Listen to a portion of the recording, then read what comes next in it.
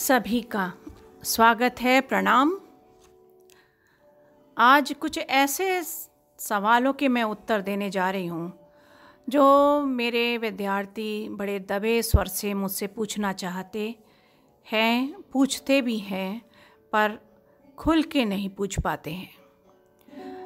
और मैं अनुभव कर रही थी कि ये दिक्कत कम उम्र के विद्यार्थियों की नहीं है जो आध्यात्म पर चलना चाहते हैं, पर ये सभी उम्र के लोगों के लिए उत्तर है जिनके मन में संभोग को लेकर कुछ द्वंद्व चलता रहता है। आध्यात्म पर चलने के लिए क्या संभोग एक बाधा है? ये प्रश्न बहुत आपके मन में चलता रहता है। ये प्रश्न नए उम्र और पुराने साधकों के मन में रहता है। कोई हिम्मत कर पूछ लेता है और कुछ जानना तो चाहते हैं पर हिम्मत नहीं कर पाते। मुझे ये समझ में नहीं आता कि जीवन में संभोग पर हम इतना केंद्रित क्यों होते हैं, इतना ध्यान उस तरफ अलग से क्यों ले जाते हैं। भाई, सृष्टि की सार्थकता सृजन में है, सृजन की प्रकृति में, प्रकृति की पृथ्वी में, और पृथ्वी है तो हम और आप हैं, पेड़ पौधे हैं, पशु पक्षी हैं, जीव जंतु हैं, वातावरण है। सभी प्रकृति के अनुसार सृजन करते हैं। संभोग मानव जाति ने अपने लिए शब्द बनाया है, वरना इसको सृजन, प्रकृति और सृष्टि का अभिन्न अंग, नियम, व्यवस्था या क्रिया कहेंगे, जो कि बहुत आवश्यक है। विज्ञान भैरव में भी इसको बहुत ही सुंदर तरीके से वर्णित किया है, जो कि ज्ञानवर्धक भी है। देखिए, जो भी क्रियाएं आनंद देती हैं, प्रसन्नता देती हैं, संतुष्टि देती हैं, वो ईश्वर से जोड़ती हैं। इसलिए ईश्वर ने इस तरह की व्यवस्था रची है। तो आनंद की अनुभूति स्वयं ईश्वरमय है। इसलिए सृष्टि की रचना भौतिकता से आध्यात्म की अनुभूति है।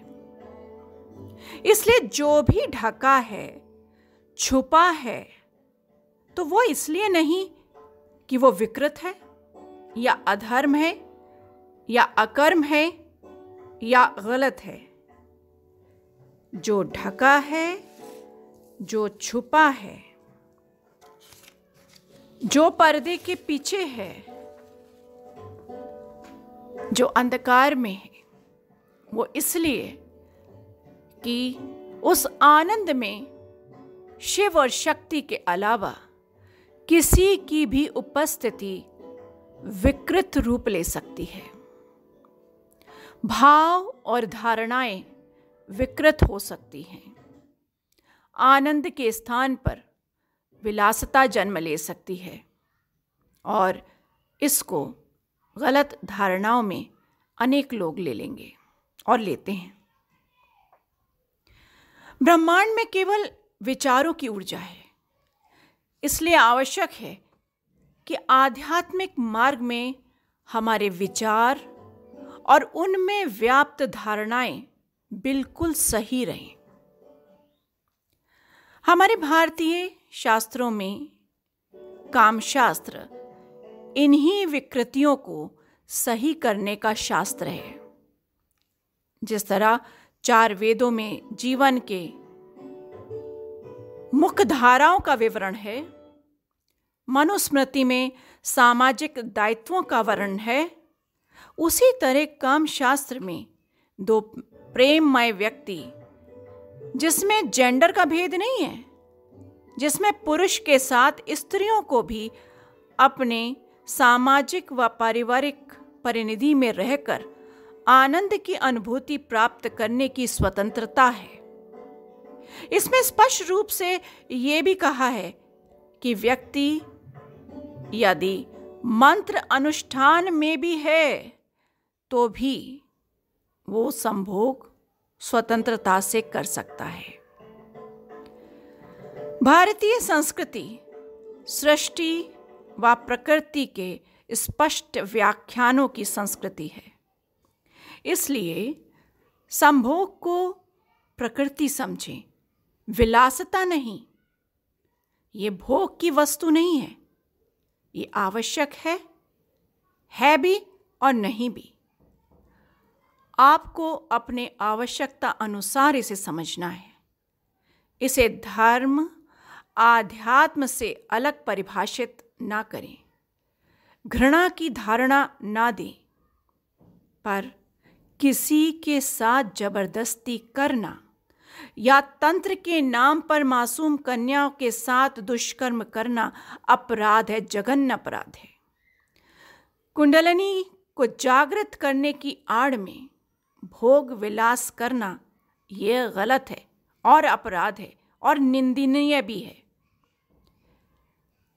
तो इसलिए आज आपको स्पष्ट हो रहा होगा कि ये बहुत ही प्राकृतिक सिस्टम है। आज शायद मैंने आपके अंदर के उस छुपी जिज्ञासा का उत्तर दिया है।